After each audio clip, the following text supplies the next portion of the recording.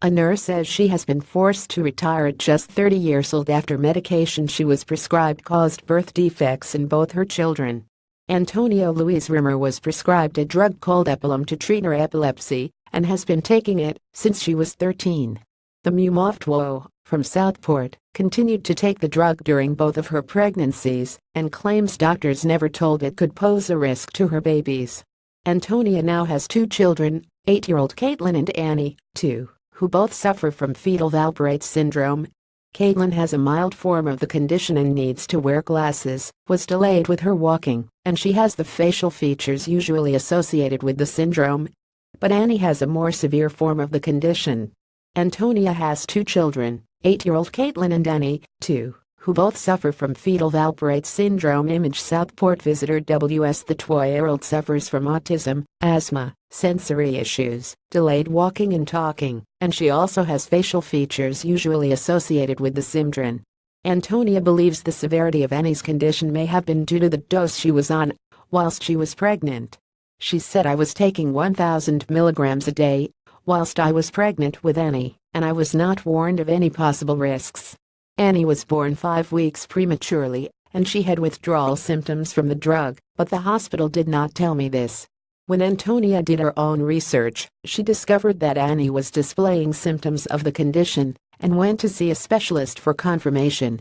At 18 months old, Annie was officially diagnosed with the condition. Antonia said, "Looking after Annie is difficult. I can't drive because of my epilepsy, so I have to rely on family and friends. I spend all of my time going to and from the hospital with appointments for either me or my daughter. It's a nightmare."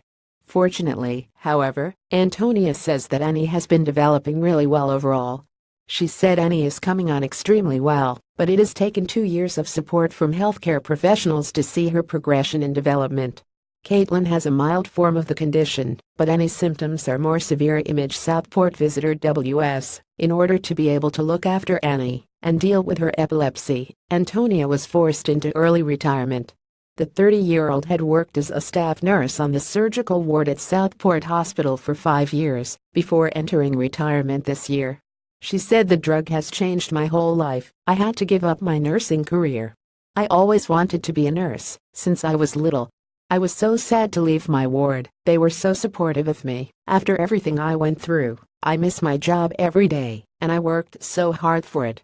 Campaigners say young women should have been warned about the epilepsy drug as long ago as 1974, and it is an estimate that up to 20,000 children in the UK may have been harmed while their mothers taking the medication. Antonia, who lives in Birkdale with Annie's father, Adrian Cootie, is sharing her story, as she doesn't want anyone else to go through what she has. She added, "I wanted to share my story in an attempt to prevent other people having to go through a similar situation. I hope that mothers can learn from this and perhaps swap to a drug that isn't harmful to their babies during pregnancy. That's what I wish I had done. If I had a little bit more information, these circumstances could have been avoided. I want to help others. Unfortunately, it's too late for my family. The damage has already been done. We need justice for all the innocent children affected." For more information about the condition or to seek advice, visit www.faxa.org.uk.